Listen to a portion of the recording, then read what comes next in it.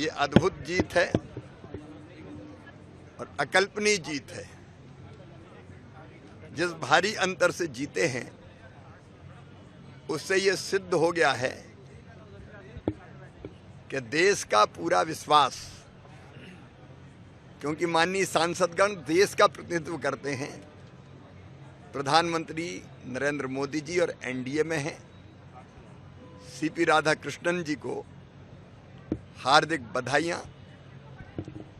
वो कर्मठ, तपस्वी, कल्पनाशील मस्तिष्क के धनी, समाज सेवी और एक उदार सोच के व्यक्तित्व है। हम लोगों का सौभाग्य होगा कि उनके संरक्षण में, क्योंकि वो राज्यसभा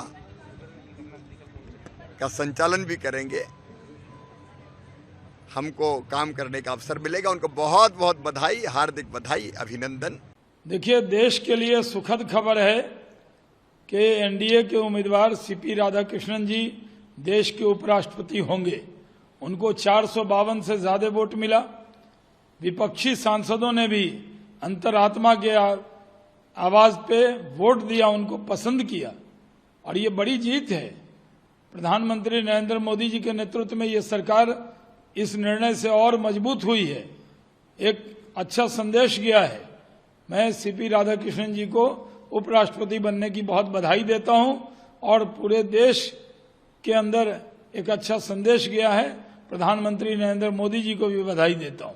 श्री सीपी राधाकृष्णन जी जो महाराष्ट्र के गवर्नर हैं, अब वे भारत के उपराष्ट्रपति के रूप में चुनकर आए हैं।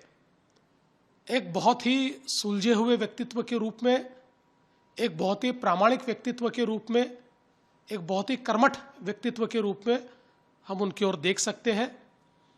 मैं विशेष रूप से उनका तो अभिनंदन करता हूं, उनको बधाई देता हूं, लेकिन भारत के प्रधानमंत्री नरेंद्र मोदी जी का भी आभार व्यक्त करता हूं कि उन्होंने राधाकृष्णन जी को इस पद के लिए नमित किया और एनडीए के सारे जो दल है उन दलों ने उनका समर्थन किया, जिसके चलते एक बहुत अच्छी मार्जिन से वे चुनकर आए हैं।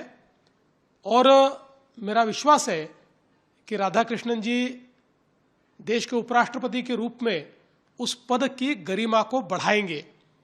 मुझे इस बात की विशेष खुशी है कि जिस समय श्री सीपी राधाकृष्णन जी का चुनाव घोषित हुआ या चुनकर आना घोषित हुआ, उस समय उनका पता ये मुंबई महाराष्ट्र बताया गया।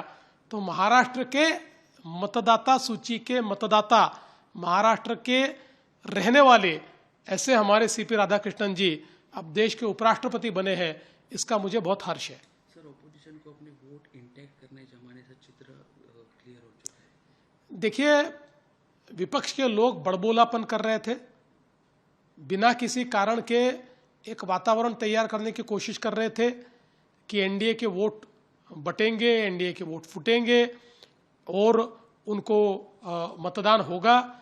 लेकिन प्रत्यक्ष रूप से उल्टा हुआ है। प्रत्यक्ष रूप से विरोधी पार्टियां अपने वोटों को नहीं बचा पाई। उनके बहुत बड़े पैमाने पर वोट्स ये एनडीए के जो उम्मीदवार है सीपी राधाकृष्णन जी, उनको प्राप्त हुए हैं। एक प्रकार से मुंह के बल गिरने का काम ये विपक्ष ने किया है। श्रीमान सीपी राधाकृष्णन देश के 15वें उपराष्ट्रपति पद पर निर्वाचित हुए हैं। ये निश्चित ही हर्ष और आनंद का अवसर है। श्रीमान राधाकृष्णन जी का जीवन जन कल्याण के लिए समर्पित रहा है। उनके पास जो भी जवाबदारी रही है, हर जवाबदारी से उन्होंने इस लोकतंत्र को गौरवान्वित किया है। हमारे यशस्वी प्रधानमंत्री श्रीमान नरेंद्र मोदी जी के नेतृत्व में जिस प्रकार से देश प्रगति कर रहा है, उसी प्रकार से लोकतंत्र के अंदर भी जनता के विश्वास को कायम करते हुए एक एक कार्यकर्ताओं को जिस प्रकार से माननीय मोदी जी के माध्यम से हमारी भारतीय जनता पार्टी के विभिन्न निर्वाचनों के माध्यम से जनता का जो आशीर्वाद मिला है, और खासकर आज के इस परिप्रेक्ष्य में जब हम राज्यसभा के माननीय सभापति के नाते से माननीय उपराष्ट्रपति जी को एक निर्वाचन के दौर से हम देख रहे हैं कि ये आज उथल पुथल भरे दुनिया के माहौल में हमारा लोकतंत्र का गौरव और गरिमा का अवसर है, जब विपक्ष के भी कई नेताओं के मत श्रीमान राधाकृष्णन जी को मिले हैं। ये हमारी पार्टी की भी विशेषता है कि सबका साथ, सबका विकास, सबका विश्वास, सबका प्रयास, ये माननीय प्रधानमंत्री श्रीमान नरेंद्र मोदी जी का मूल मंत्र भी है। मैं एक बार फिर माननीय श्रीमान सीपी राधाकृष्णन जी को निर्वाचित होने की बधाई देता हूँ।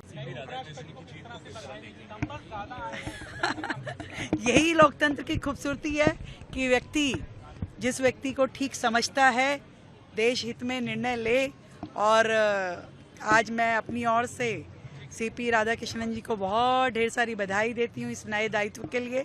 देश को आगे बढ़ाने में उनकी और महत्वपूर्ण भूमिका रहेगी, हम सबको उनका मार्गदर्शन मिलेगा। गर्मियों की छुट्टी होने वाली थी, मेरे पापा आने वाले थे, तो हम लोग सभी खुश थे। तो मैं बेड पे चढ़ के डांस कर रहा था, लेकिन वो पहले ही आ गए।